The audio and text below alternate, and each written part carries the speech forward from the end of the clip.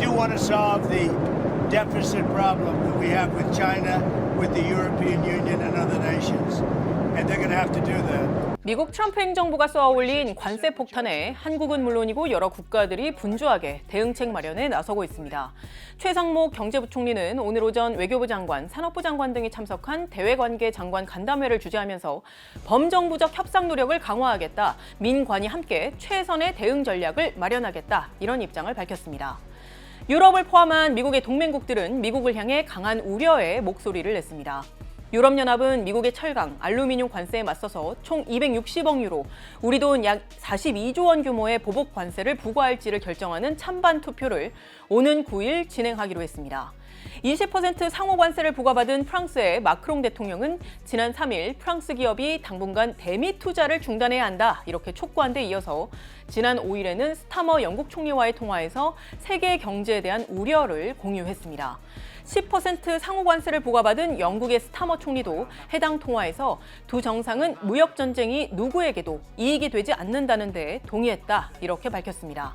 무려 평균 약 54%에 이르는 관세가 매겨지게 된 중국은 오는 10일부터 모든 미국산 수입품에 34%의 추가 관세를 부과한다고 발표했습니다. 그리고 중국은 이 조치 외에도 미국 기업들과 자국 광물 자원 수출에 대한 각종 규제도 잇따라 발표했습니다. 24%의 상호관세를 부과받은 일본의 이시바 총리는 오늘 참의원 결산위원회에서 미국의 상호관세 부과 방침이 국난이라고 할 수 있는 사태라면서 가능한 한 빨리 미국을 방문하고 싶다, 이렇게 말했습니다. 46%의 상호관세를 부과받은 베트남의 경우 베트남 기업 대표 단체인 베트남 상공회의소 등을 통해서 하워드 러트닉 미 상무부 장관에게 서한을 보내 이번 상호관세가 충격적으로 높다, 이런 우려를 전달했습니다. 32%의 상호관세를 부과받은 타이완의 라이칭더 총통은 보복 관세는 고려하지 않는다면서 농공업, 천연가스, LNG, 그리고 군수 분야 등 대미 구매를 확대하고 전자정보통신, LNG 관련 산업 등 미국의 투자를 확대하겠다, 이런 계획도 밝혔습니다. 트럼프 행정부는 지난 2일 상호관세를 발표하면서 남극 인근의 호주령 외딴 섬인 허드 맥도널드 제도도 10%인 기본 상호관세 목록에 올렸는데요. 사람도 살지 않고 주로 펭귄이 서식하는 이곳에도 10% 관세를 매기니까 펭귄들이 다른 곳이랑 장사를 할 거야 라고 답을 하는 밈이 회자가 되는가 하면 미국의 한 정치학자는 펭귄들이 가득 들어찬 사진을 트위터 X에 올리고 트럼프의 10% 관세에 항의해서 주민들이 들고 일어나면서 전례가 없는 시위가 벌어졌다, 이렇게 비아냥조로 적기도 했습니다. 이렇게 전 세계 여러 나라가 당혹스러워하는 상황 속에서 관세 부과에서 제외된 국가들이 있습니다. 바로 러시아와 벨라루스, 북한과 쿠바입니다. 이들 국가 중에서도 특히 러시아의 경우에는 왜 이 관세 폭탄에서 제외가 되었는지 서방 언론에서도 의아함을 표하면서 여러 기사들을 썼는데요. 트럼프 대통령은 우크라이나 전쟁 종식을 최우선 과제로 내세우고 있는 상황인데 지난달 푸틴 러시아 대통령이 휴전에 동의하지 않으면 러시아산 석유를 구매하는 국가에 관세 25%, 경우에 따라서는 관세 50%까지 부과하겠다고 엄포를 놓은 바가 있었습니다만 결과적으로 미국의 전면적인 관세 부과 대상에 러시아는 빠졌습니다. 트럼프 행정부 인사들은 그 이유에 대해서 이렇게 설명을 합니다. 러시아가 이미 미국의 제재로 인해서 소위 의미 있는 거래를 하지 않기 때문이다 라고 하고 있는데요. 이는 러시아 언론들의 설명과도 일치합니다. 러시아 국영 TV 채널인 러시아24는 러시아에 관세가 부과되지 않았지만 이는 특별 대우가 아니다, 이미 서방의 제재가 러시아에 적용되고 있기 때문이다 라고 했는데요. 그런데 미국 정부 통계에 따르면 지난 한 해 러시아와 미국 간 상품 교역액이 35억 달러였습니다.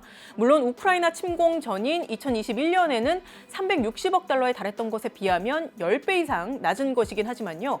미국은 관세 목록에 오른 모리셔스나 브루나이와 같은 나라들보다 여전히 러시아와 더 많은 교역을 하고 있는 상태입니다. 또 미국의 제재 대상이자 미러 무역 규모보다 훨씬 더 규모가 작은 이란의 경우에는 10% 관세를, 역시나 제재 대상이자 미국과의 무역이 매우 제한적인 시리아는 41%에 이르는 관세를 부과받은 상태인 것과 비교를 해봐도 러시아는 확실히 다른 대우를 받긴 했습니다. 그래서 이를 두고 러시아 중앙은행의 전직 관료는 나는 그것이 정치적인 결정이라고 생각한다. 트럼프 대통령은 푸틴 대통령과의 회담이 진행되는 동안 상황이 악화되는 것을 원하지 않는다라고 평가했습니다. 실제 우크라이나와 러시아는 미국의 중재로 30일간 부분 휴전에 원칙적으로는 동의했지만 러시아가 우크라이나에 대한 무기 지원 중단과 같은 타협이 쉽지 않은 종전 조건에 대한 입장을 고수하고 있고요. 또 러시아 식품과 비료 수출에 대한 서방의 제재가 해제되어야 한다는 입장을 제시하고 있고 또 공격을 서로 계속함에 따라서 휴전이 이행이 되지 못하고 있는 실정입니다. 따라서 이번에 러시아를 관세 목록에서 배제한 것은 트럼프 행정부가 러시아를 설득하기 위한 하나의 카드로 활용한 것 아니냐 이런 관측이 나오고 있습니다. 트럼프 대통령도 러시아가 전쟁을 멈춰야 한다는 입장을 또다시 확인했습니다. Sir, when are the next set of talks with Russia and who will participate and where are we in terms of making progress in terms of peace? We're talking to Russia. We'd like them to stop. I don't like the bombing. The bombing goes on, and every week thousands of young people are being killed. And it's a horrible thing that should have never started, would have never started if I were president, 100%. 트럼프 대통령이 관세를 이른바 지정학적 협상 도구로 사용하고 있는 것 아니냐 이런 관측이 나오고 있고 그와 동시에 미국의 이른바 관세 전쟁이 상대국에 대한 경제적 충격은 물론이고 자국의 경기 침체를 불러오고 더 나아가 국제 무대에서 중국의 입지만 더 넓혀주는 것 아니냐 이런 지적이 제기가 되고 있습니다.